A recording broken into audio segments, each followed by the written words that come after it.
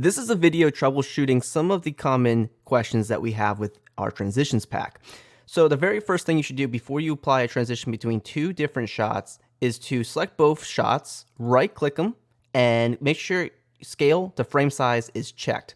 Now you'll see that we have a check mark next to these clips. However, you'll notice that our shot becomes smaller than our sequence resolution. We can easily fix this. We can click our shot and go to Effect Controls. Then we can adjust the scale of the shot to fit the sequence perfectly. And we'll make sure that this is fixed for both shots. So you'll see that scale to frame size is still checked on both of these shots, which is very important to have checked before applying a transition. All right, so then we'll go to the cut of our two shots and we'll go and apply a transition. So I'll come here to MotionDuck and I'll apply our basic zoom transition.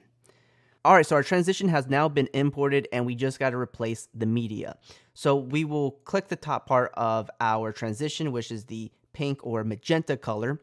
And then we'll navigate to our project panel and we'll see AtomX placeholder seamless transitions pack.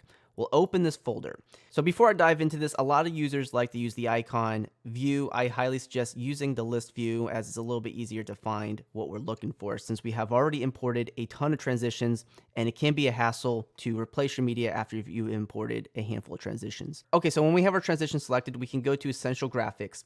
We know it's a center in transition.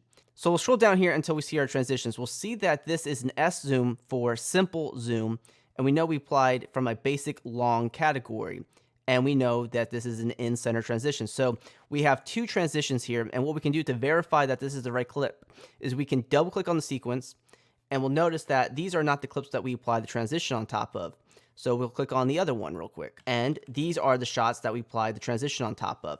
So we know that this one is the correct sequence. So then we'll go to our Essential Graphics panel and drag and drop this sequence onto Replace Media. And as a quick tip, it's always best to render your transitions before watching them. So you do I and O for in and out markers, and then just hit enter on your keyboard and this will render your timeline. And now our transition should work.